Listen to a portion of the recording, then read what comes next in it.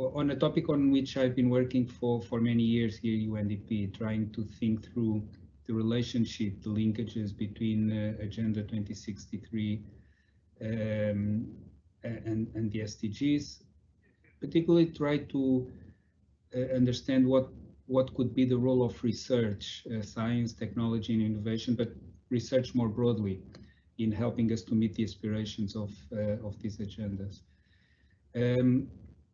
I want to briefly cover two topics. First, say a little bit about the linkages between the SDGs and Agenda 2063. Not too much, because I'm sure that these agendas are well known to all of us. But just to highlight some common threads that I think emerge when we look at the two agendas. Then the core of my message is related to the role or roles of research in helping us to advance the two agendas.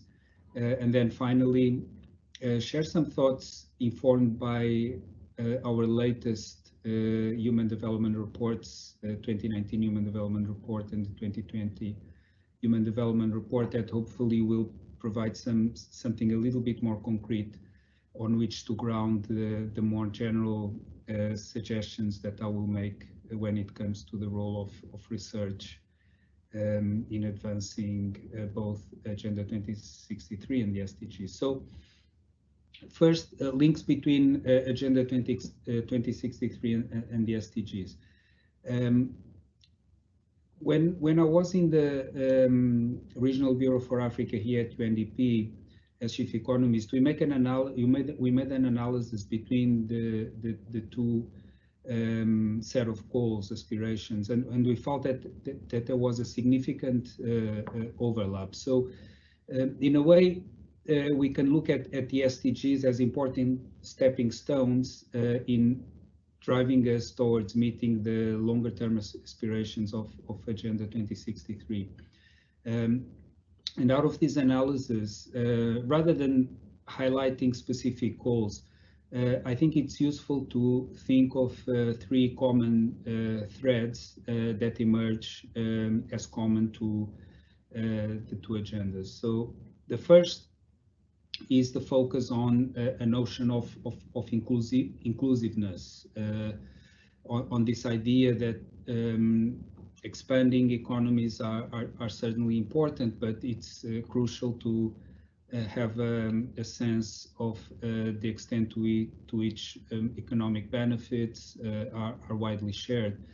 And this notion of inclusiveness and the threats to it revealed through inequalities cut across particularly the SDGs. If we look at the SDGs, so they are not circumscribed to a specific goal. There is an SDG 10 that speaks to the aspiration to reduce economic inequalities, but then the theme of inclusiveness is manifested throughout the goals. So SDG 16, for instance, is about inclusive and peaceful societies.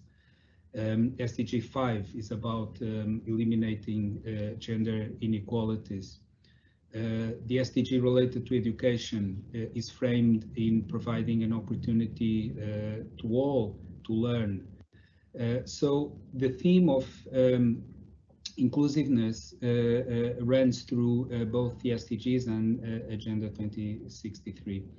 A second thread relates to, I'll use the word resilience without attempting to provide a very formal definition to the term, but just to express the notion that both the SDGs and Agenda 2063 recognize that the path towards meeting the goals is not necessarily going to be a smooth one. We're now living through COVID-19. We lived through the global financial crisis a few years ago. So it's not likely that we are not going to face any more shocks. And in fact, if we have to think about probabilities, it's probably that we'll actually face more shocks, particularly in the continent, as we confront the physical risks associated with climate change. So this notion of thinking through how to provide resilience at different scales is a thread that is reflected in the SDGs and Agenda 2063. And then finally, the notion of sustainability, again, without trying to define with precision the term, but the idea that we came to the clear realization of our interdependence with ecosystems, and the need for us to conceive of progress in a way that is attuned to not only what we leave to future generations, but already the damage that stresses on ecosystems are posing, threatening livelihoods across the continent and across the world, really. If we think, for instance, of people that live in environmental stressed areas in Africa, be it the Horn of Africa or the Sahel, how that interaction between societies and ecosystems is creating challenges that often lead to tensions, if not outright conflicts.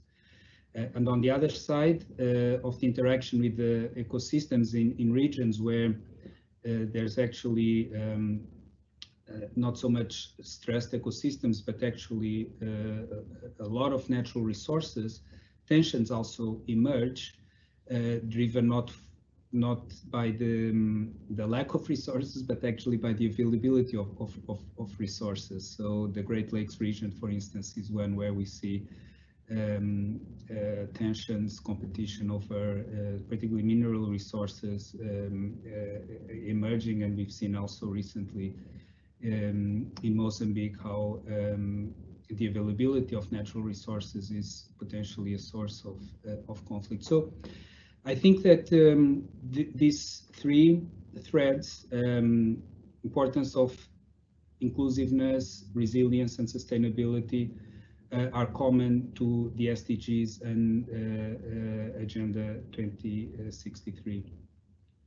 Now let me move to my second part of what I would like to share with you in terms of what roles can knowledge, research, if you want, play in helping us to move forward in meeting these aspirations. I think there are three roles for knowledge. One is what I call an instrumental role.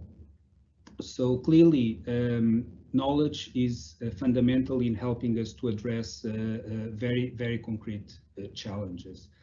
And this can be defined and associated with specific goals and targets, and are illustrated, for instance, in the way in which we've been able to mobilize the scientific community in developing vaccines for COVID-19.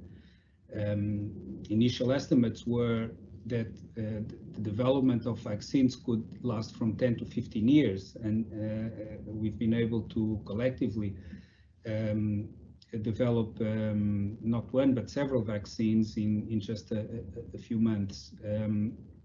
Another example is what's happening when it comes to scientific and technological advances in renewable energy, particularly solar and wind.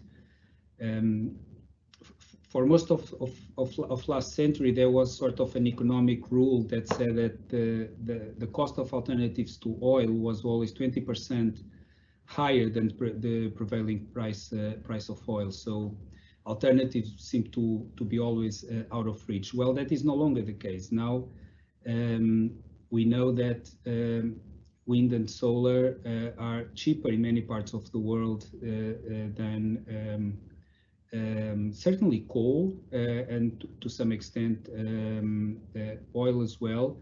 And by 2030, they will certainly be cheaper than coal everywhere around the world. And this was a result of research, innovation, driven by science and technology. But when it comes to the deployment of these technologies, I think that a broader set of economic sciences, social sciences, and even humanities are having already and will have in the future a very important role to play. So just to give an example, when it comes to behavioral changes that will lead to the adoptions, for instance, of solar panels, incentives matter, but research suggests that the most important driver is what happens in neighborhoods.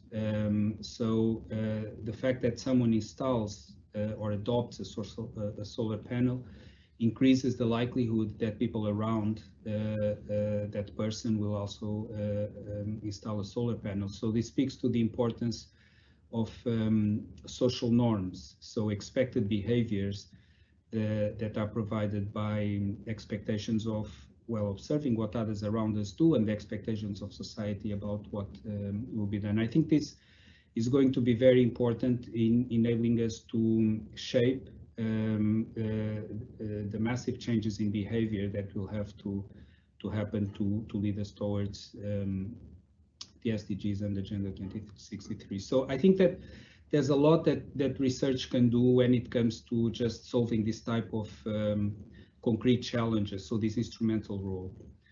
A second role has to do with the idea of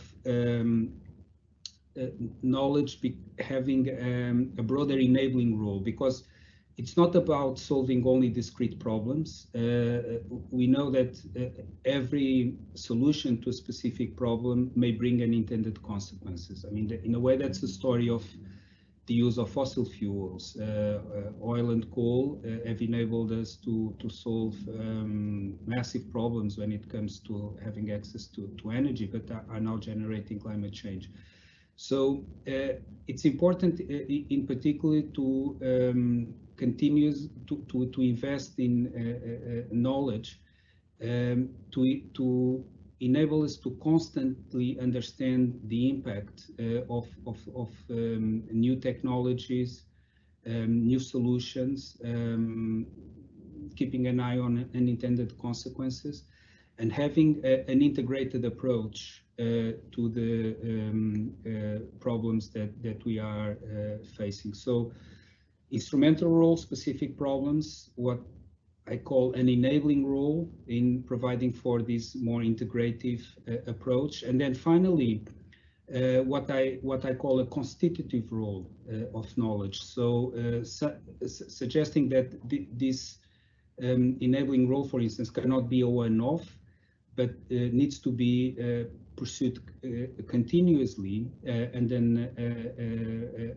interdisciplinary way.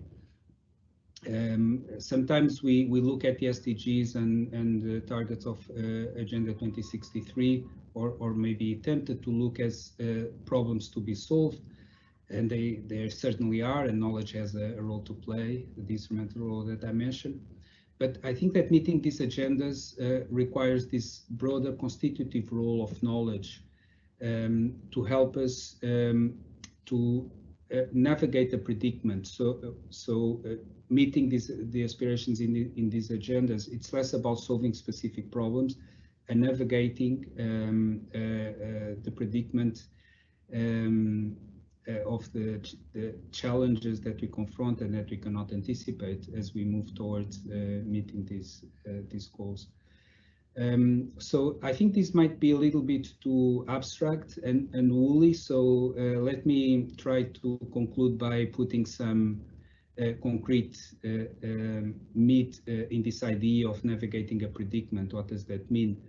And this is informed by the work that we did here in UNDP in the last, and was published in the last two Human Development Reports, the 2019 Human Development Report that focused on inequalities in human development, and the 2020 Human Development Report.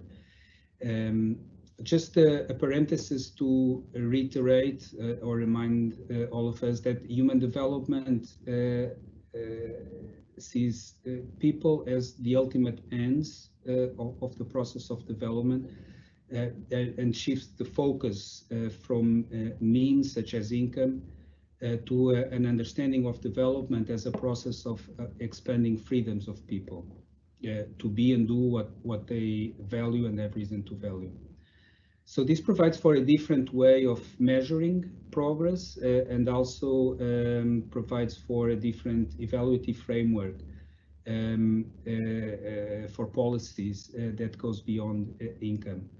And a central tenet of this concept is that people care and aspire to achievements in many dimensions at the same time.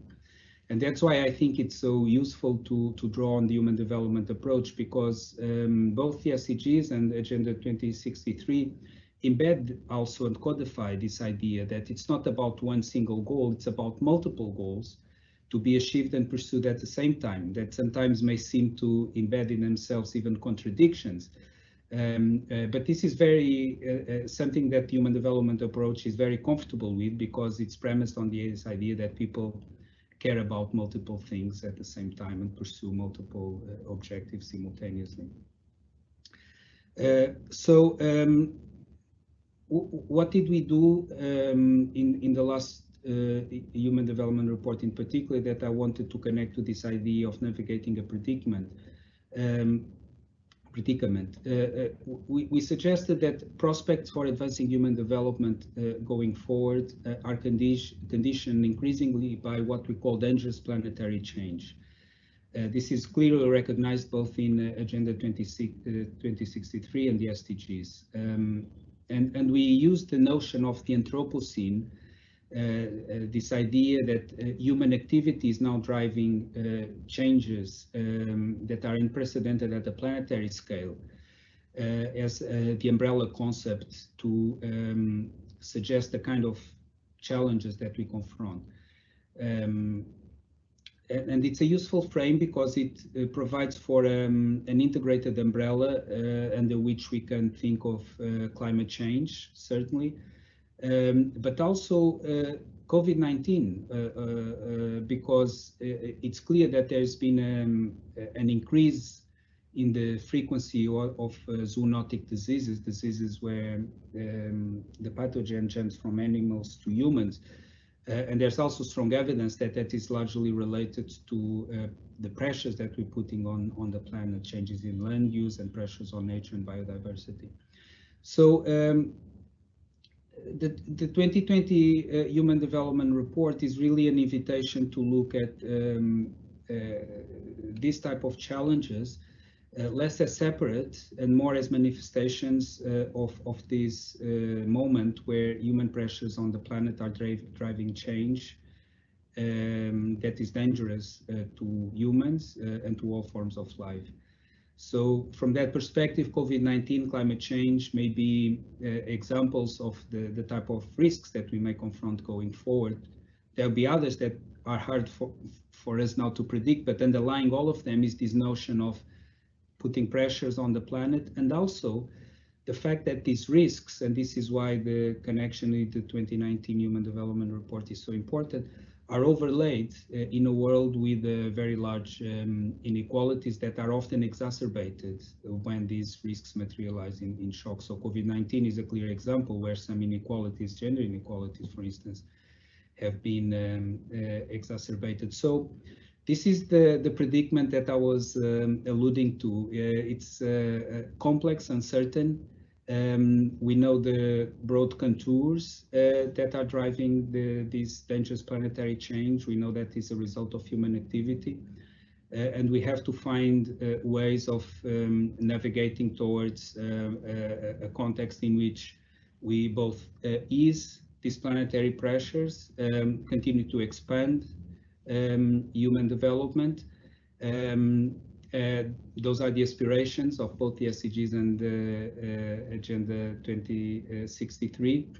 And knowledge will have a crucial role to play. And I conclude by reiterating the three ways in which I think it can play this role: as an instrument in solving problems, as an enabler of understanding the integrated nature of the challenges that we confronted, but perhaps more important, this constitutive role of helping us to navigate this new reality of the Anthropocene. Thank you.